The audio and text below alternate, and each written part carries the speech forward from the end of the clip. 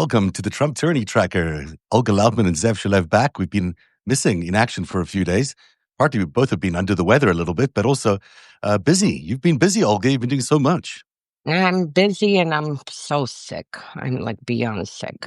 And before anything, I want to apologize to everyone. I am behind on the trackers. I'm trying to work through them. I will catch up by the end of the week, and I'm so happy to be back here with you. We haven't seen each other since last week. It feels I like a know. century. And there's been so much news going on, and I'd be remiss if I didn't get your take on some of these things. So we didn't even talk since the so-called summit in Alaska. Since then, a lot has happened, and in fact, a lot has happened, but also nothing has happened because at the same time, Lavrov is out there today saying, no, we can't have any of these talks and whatever. Everyone's read his statement. What is your take on where we're at right now as there is intense fighting in Ukraine today? My take is the same that has been in February and March and April and May and last week before the summit. This is all bullshit. This is all theater. It's not going anywhere. And that's it. I mean, frankly, I am waiting for Trump because he loops around. It's like a pattern where it's Ukraine, then Hamas, Iran, tariffs, Ukraine, Hamas, tariffs. I'm waiting for him to loop out of this and leave us all alone because we're not getting anywhere. I told you. There are very certain red lines that Ukraine has, very certain red lines that Russia has, and that they will not bend. I mean, frankly, no one cares what they have to say, but the West would have to, basically dismiss what they say and actually go through with it. And one of the red lines that's been for over a year, Russia said if any international force or any country comes into Ukraine, any part of Ukraine, for them, this is a direct war on Russia. Again, no one gives a shit what Russia says. Yeah. But bottom line is, if you want to have people come to a table, first of all, there's no coming to a table. And my point and my stance has always been Russia invaded Ukraine. It's a sovereign country with borders. And the way this has to end is either they are defeated or Putin makes a phone call and says, get the fuck out, come back home to his military. That's it. That's the only thing. There's nothing to negotiate, no land swaps, nothing. And the only way Nothing. we can get there is if there's hardship for Russia. And right now they're still doing okay economically. They're still surviving, even though it's not as good as it used to be. The oil prices keep dropping on them. But if they don't suffer economic, difficulty, they'll continue prosecuting this war endlessly because they'll stay there for as long as they need to. And and Ukraine is similarly not willing to give up any land for the right reasons. They can't. But they can't. That it's also they don't. They could if they wanted to change the constitution, but they don't want to do that. No one is changing the Constitution. Anyone who attempts to change the Constitution will be tied to a drone and sent to Russia. That I can promise you. So this is a real stalemate. But also the fighting is getting worse along the front lines there, and there is today probably the most heated skirmishes that we've seen in a long time. What's the prognosis as you talk to your contacts in Ukraine about the war itself? Like, how is this? Is it getting worse? Yeah. Russia pushes through. They have been trying to take Donbass for, we are now 11 years in. Yeah. They've been trying to take it. Since the full-scale invasion, they've moved, inches compared to what they're supposed to do. So yes, you have peaks of skirmishes, you have peaks of breakthroughs, then Ukrainians push them back. So frankly, it's nothing at this moment. I wouldn't worry. They're not worried.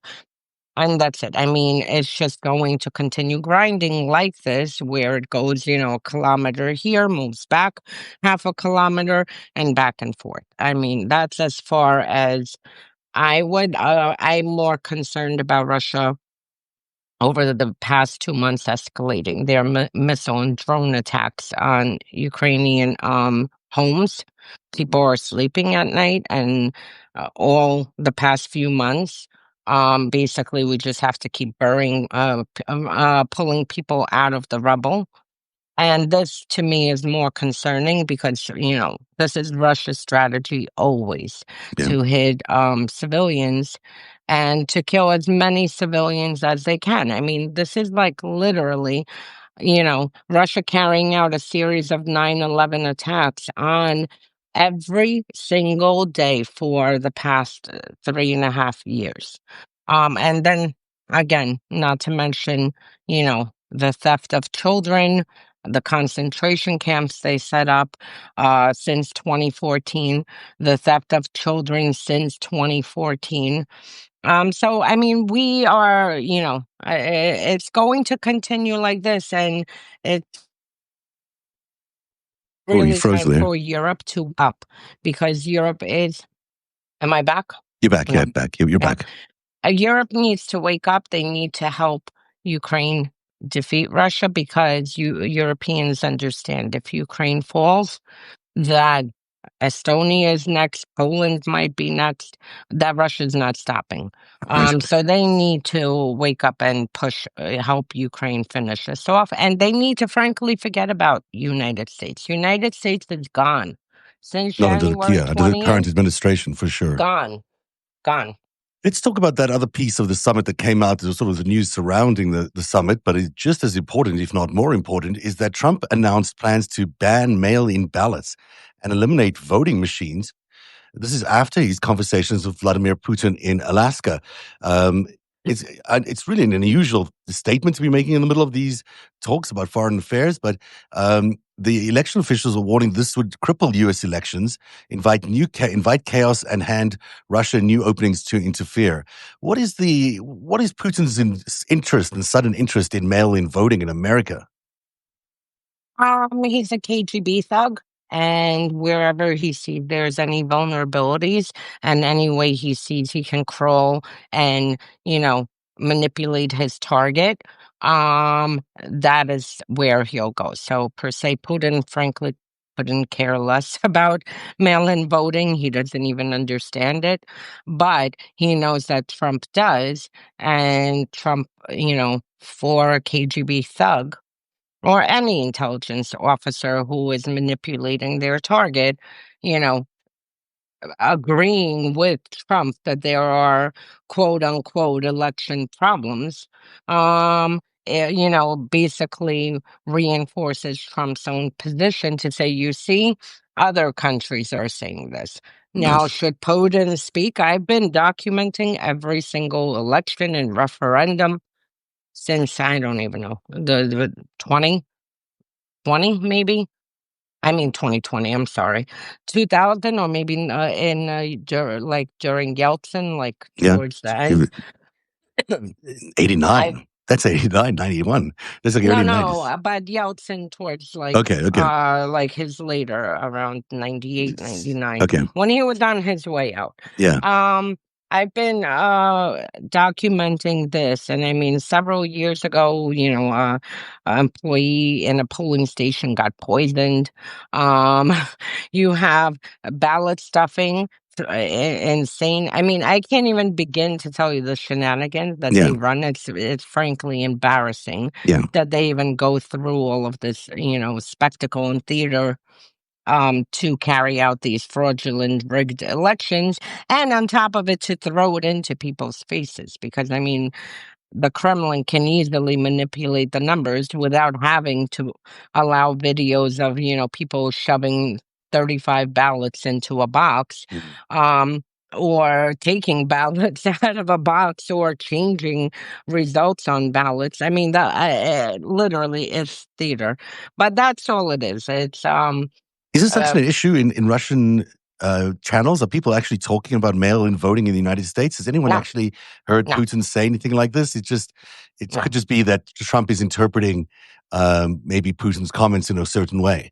Because, did he actually talk about mail? I think Putin talking to Trump basically said, your elections are, rigged and you should have won 2020 and you should, this mail ballot voting. Like I said, he is a trained intelligence Mhm. professional. Mhm. He knows how to target. If Trump was, obsessed with strawberries, Putin would show up with a basket of Yeah. strawberries. Yeah. So he knows what his target vulnerabilities are, or interests are, and he knows how to manipulate him based off of that. So I just that's wrote about all it that is. in the latest greatest heist chapter, which came out yesterday. Look at all about Trump's vulnerabilities and how he was co-opted as an asset over 12 years in what seemed to Yeah. be quite a deliberate assault on him. Um, or at least the targeting of him. I wouldn't call it an assault. In other Trump tyranny tracker news today, Trump has accused the Smithsonian of overemphasizing the horrors of slavery and ordered museums to revise exhibits to align with his regime's view of American ideals, whatever that might mean. The directive gives the museums 120 days to change the tone and historical framing, continuing Trump's broader effort to sanitize U.S. history and erase any diversity initiatives. This is, I mean, there's aligning things with his vision, but there's also completely whitewashing slavery. I mean, we know what happened. Well, this goes back to what they are doing, and they basically are not only trying to roll back civil rights, or not even roll back, eliminate civil rights and all the progress that has been made, but they also want to rewrite history. And yesterday, I actually put on social media that, I mean, it is outrageous because this is exactly what happened in Russia.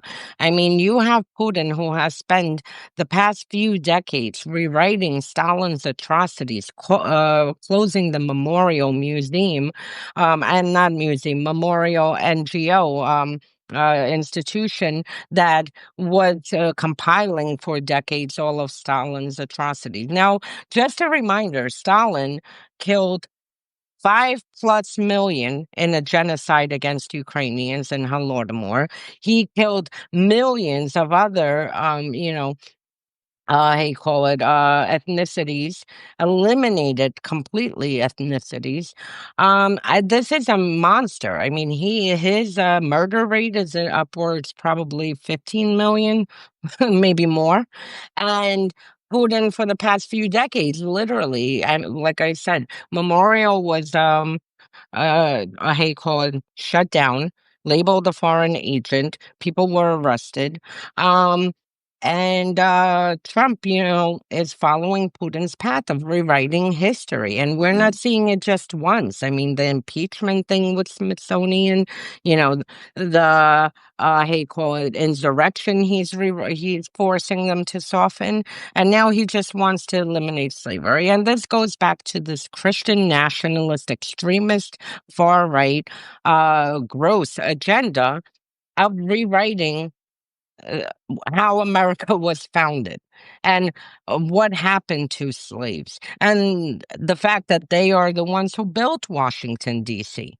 And it's disgusting. But I mean, this, rewriting of history drives me nuts, especially when you start targeting cultural institutions. And I mean, if you go into Russia, everything from an opera to museum to everything has been co-opted by the state. There's zero free thinking in that country. Mhm. Let's move on to the next story. Oklahoma will require teaching applicants from New York and California to pass a 50-question America First test designed by PragerU, covering civics, religion, and gender. State Superintendent Ryan Walters says the goal is to keep out woke indoctrinators, even as the state faces a severe teacher shortage. The state is now screening public employees based on ideology. Really, it seems more than the state of their origin. So this is unprecedented. I've never heard of anything like that. No, and this again goes back to the broader Republican agenda of basically forcing all school systems to, conform with their for ideological conformity. We see Trump, from day one, attacking all universities to try to enforce ideological conformity, to remove DEI, to oversee who they can hire, what they are teaching. And now you're seeing it trickling down to other schools. And the whole point, and I hate to keep saying this is Russia, but this is what Russia is like from the minute that you walk into school as a toddler, you are basically indoctrinated to see the state as the Kremlin wants you to see. Yeah, yeah. And that's it. And this is exactly what they want to do here, except here you cannot do this. You cannot, I'm sorry, you can't erase slavery. You can't force, teachers to say, well, slavery, really never happened. Or like, who was it, Trump or one of his officials who said, oh, well, this was actually a job upgrade for them. You remember that of last year? I do remember the story. I just don't remember the details of it, but I remember Yeah. just discussing it. Yeah.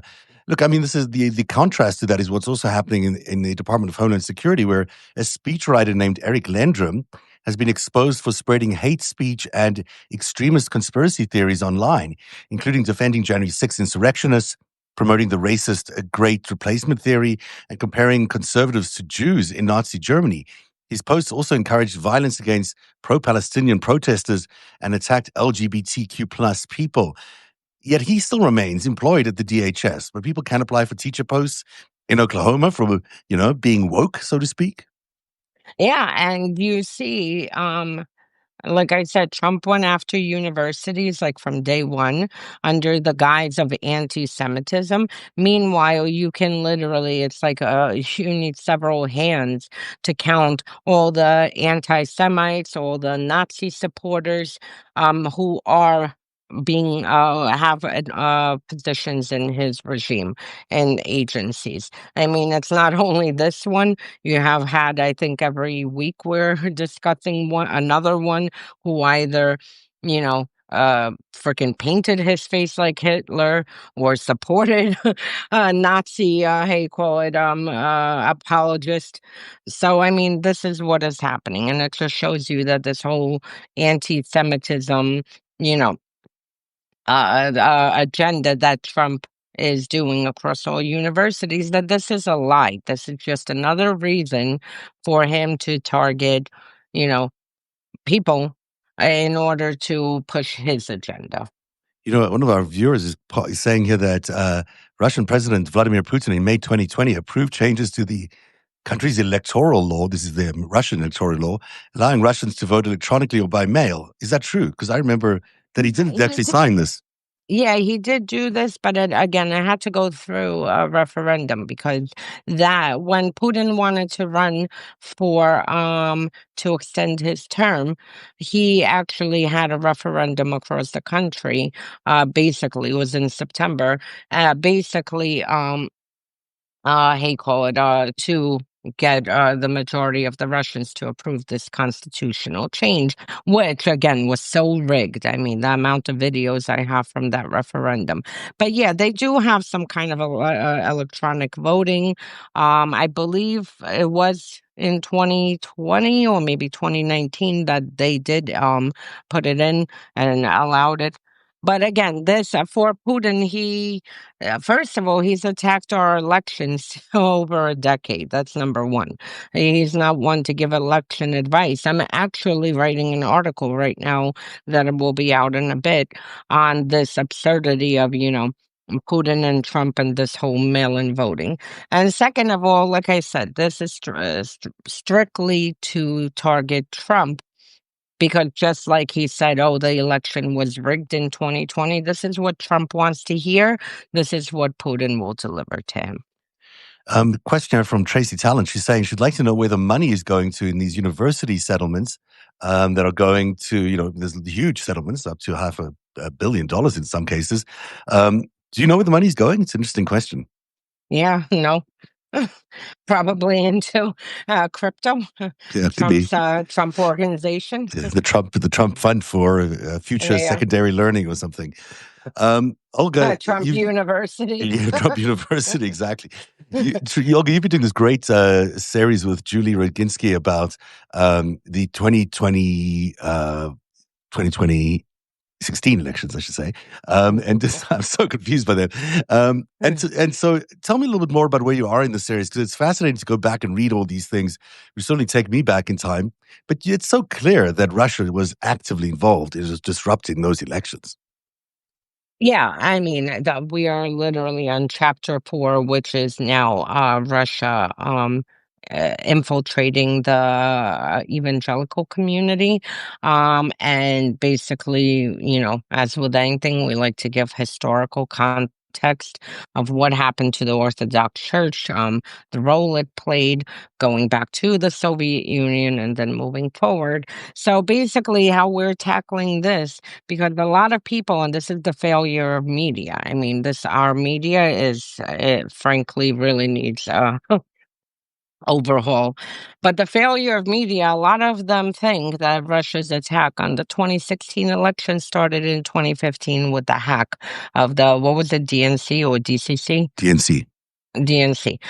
So they think that that's where the attack started. And the attack actually started in 2008 after they saw that Obama won, and you saw the racism percolating, the effigies of him being burned, and this turmoil bubbling up in America. And for Russia, this is like an old KGB, playbook of targeting, creating race wars and inflaming race wars. And this is when they actually started focusing specifically on 2016. And we showed how last week how they infiltrated the NRA around 2008, 2009. Moving on, how this week we showed how they infiltrated the evangelical community also around the same time. And with Russia's attack, it was the multifaceted attack. It wasn't just a hack. It wasn't just memes, as Republicans like to minimize. There were literally probably 60 parts working at the same time to make this all come together. And this is why I knew on election night of 2016, after watching this attack unfold on the Russian side and seeing everything that they were doing, that there is no way they would have put this much effort. And I knew Hillary was going to lose because they wouldn't have put this much effort and so much into this through so many avenues, without being successful, especially the fact that America was blind. American intelligence agencies, I think, were still in the Middle East, and pretty much, everyone from the Russia desk switched over the decade to the Middle East on the war on terror. So basically, America was blindsided. Yeah. 2024, I don't know why Americans chose this sociopath again, but here we are. Also lost a lot of Russian interference there as well. In on The Greatest Heist, which is a series I'm doing on narrative.org, narrativ.org. I will get the signs here soon. In this latest chapter, I'm looking into something that you'll know all the stuff very, very well, of course. It's all about Trump's, cultivation as a Russian asset. And one of the things that struck me as I was doing the research for this chapter is the connection that it all has to the sort of 1976, early 80s policy of the KGB to really extract $50 billion out of the Russian economy, out of the Soviet economy, and plant it in the West, and how they were looking for people like Robert Maxwell to do a lot of that moving of the money, and he was taking percentages of that, and how if Epstein is a product of Robert Maxwell or an heir apparent of Robert Maxwell, that's one thing. But the other thing is how that all ties into Trump's, cultivation as an asset, because it was in fact Maxwell who sealed the deal in that meeting that they had on that yacht in 1989, I believe. And so you had this long process of turning Trump into an asset, corrupting him with all this with this Russian money that flowed through all his condos, which we all know quite well, that story, these casinos. But connecting all these dots to Epstein and connecting all these dots back to Maxwell and Mogilevich is actually very, interesting. For me, it is. I'm sure you've known all this stuff, but I think I I am the uh, world expert on Mogilevich. I literally have, for the past decade, anyone in Europe or Israel, frankly, anywhere who needs information on him, I mapped out his whole network. And know everything, all his activities, his names, his entities, all his schemes. I mean, literally, that man, I lived and he really is in. the center of this whole operation. This operation that sort of ended the Soviet Union as we knew it, and infected the West with all this 50 billions of dollars that they've landed up having in different ways, corrupting our system, including through Donald Trump. So yes, he is one part of it. I actually remember speaking to Kalugin, who used to be head of the Directorate for Counterintelligence for KGB, and he obviously knew and was involved with that $50 billion being transferred. They started transferring it out mid 80s Mm. because the KGB was getting an assessment that the Soviet Union was becoming weaker, and they wanted to have money overseas. As in the case, the collapse does happen because at the end of the day, the KGB, just like the CIA, there a lot of them were analysts, and their job was to make short-term, um, midterm and long-term assessments. So they started moving the money, and yeah, they used Maxwell for it. Mogilevich, they started using him around, I believe it was 88 when he left to Israel. So around 88, they started using him. Prior to that, he really didn't have that much of a role.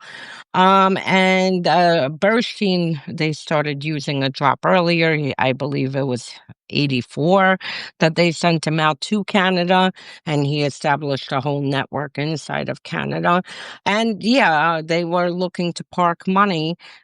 In the case, again, this was meant for if there would be a collapse, that they would have the money offshore in order to be able to revive the intelligence agencies.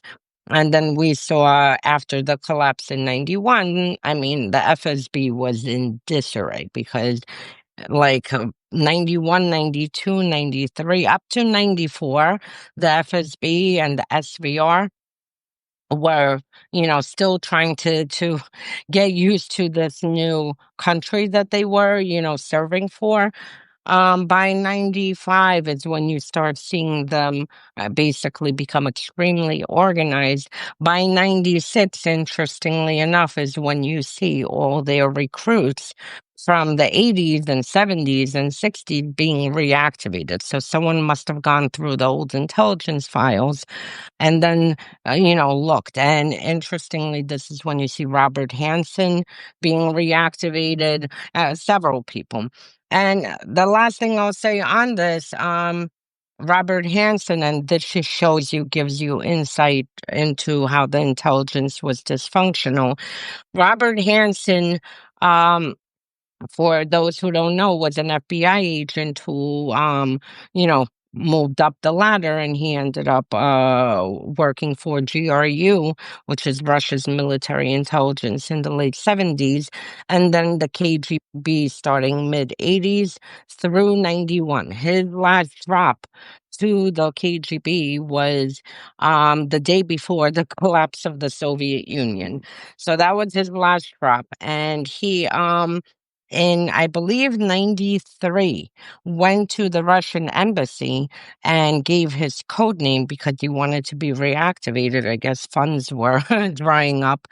And they were so angry that they reported it to the State Department, and they said, "We're trying to cooperate with you. Why are you trying to set us up?" And that report went overlooked at the State Department. And then by 96 or 7, Hansen gets reactivated and finally continued selling secrets to the Russians, now the FSB, until 2011, I believe, when he was finally arrested. It's a question here from one of our viewers here. Did the money ever come back to Russia, or did it stayed in the West? A large amount of this money, this $50 billion, it didn't actually return to Russia in any way, but it remained under Russian control or Russian asset control around the world, and was used in many ways to make more profits and to harm America. Well, no, it did come back. You had money put out, and then when they needed it, they can easily move it back. But the problem is that they need a clean money, and the Mm, way to get clean money is to put it into investments or real estate, and then to cash out and to move it back.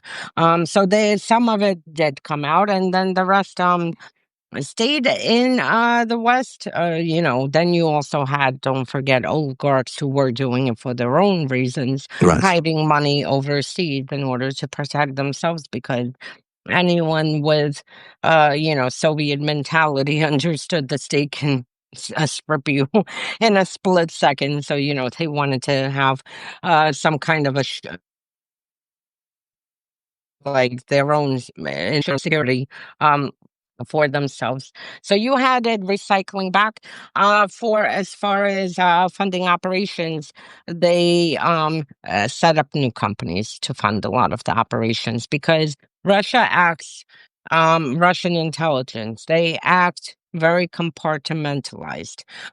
They will have, one person, for instance, let me give the Skripal example where Russia tried to assassinate him with Novichok. They'll tell one, say it's an operation of 10 people. Two will be on one team to deliver the Novichok. They don't know what it is. They don't even know it's Novichok. They don't know what's happening. They're just told, you take this here, drop it off. Two, you have, you pick up from here and so forth. And two, you take this bottle, go, to this location. The reason they do this, and this is exactly how they structure companies to attack, support and fund terrorist activities, and at the same time to subvert democracies and attack, countries. In the case anyone gets caught, they don't know the full plan. And this is how Russia's intelligence has always worked. That way they'll know their part. I was just handed this bottle to go here. right. That's it. That's all I know. And that's it. And that way the rest of the plan, one, they can prevent their operatives, others, from being unmasked. So if, out of a team of 10, two get caught, eight are still safe and have not been unmasked. Don't get So exposed. they're very, very, they operate, and that's the same way they operate with companies. So a lot of it stayed in the West, a lot of it, then they opened a whole new series of companies, and had banks that were moving money, and whatnot. I can talk about this all day with you, and I know you need some rest. And I also now got a show in 27 minutes with, bless you, with Dean. So, I'm gonna call you later or later this week, and we can just bend your ear a little bit, because I'm really interested in all your Mogilevich research and everything else you've been talking about. Yeah, So, that thank man. what an he interesting guy. he's Um, still around, he's I still know he's around. still around. It's He's also in interesting how it connects Israel to Russia, and it sort of explains all that mystery to a lot of people. Um, the Trump Tyranny Tracker will be back on track, as it were, in the next day or so. All good promises. And you can find it at trumptyrannytracker.substack.com, or you can find her other work at unmaskingrussia.substack.com. And that includes the new series she's doing with Julia Roginski on the 2016 elections. And at narrative.org, narrativ.org, you can find all the latest on the Epstein-Trump saga that I've been covering in The Greatest Heist. Chapter 7 came out this morning or late last night. Check it out. And I will see you again, Olga, tomorrow at 2 o'clock. Yes. And my one request, Yes. please spread to people, everyone who's on this. We need to resist more, because my resist in my tracker sections are pitiful, minus a handful of town halls and rulings. We need to get more active. We need to What do you mean by that when you say you need more resistance? What are you looking for people to do? People need to strategize, they need to organize, they need to actually like really start pushing back. Because I mean, I'd love to give a whole lesson on how it was done in Ukraine, but there's not enough pushback not from like the population, and not from the lawmakers, and not from the courts are the only ones who are pushing back. Yeah, But the fact that we have military right now in DC, literally taking over our capital, mm. and the fact that there is not more organization to stop this insanity. I it's mean, it's coming to every major left city in America. That yep. this is a it's they're playing out the book right now, and we'll see it in everywhere from Washington State to New York to LA in the next few weeks, unless the courts stop these. So you're absolutely right about that. Yeah. My poor resistance. I see a town hall. I'm like, yeah, yeah, town hall, which is good. Attend every town hall. Please, please, please. This is good. It's at least making news. But we need more strategy. It can't be scattered efforts. This really, like, people need to come together, put together a strategy. This group of people makes phone calls. This group of people calls this.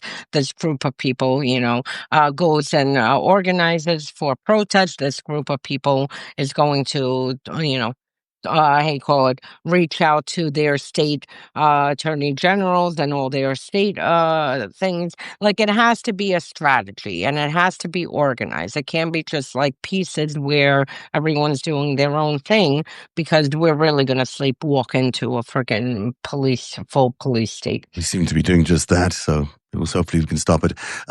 Thanks for that very important Have fun note. on your on your On five Five stack. Stack. We will. I got to make it to it. Go to find 5 stories. I'll see everyone at 3 o'clock with Dean Blundell. And thank you, Olga. Feel better. We'll see you tomorrow. Oh, see you Monday. Bye. No, what are we talking about? Tomorrow. Tomorrow. It's Friday. Bye. Oh, dear. Bye.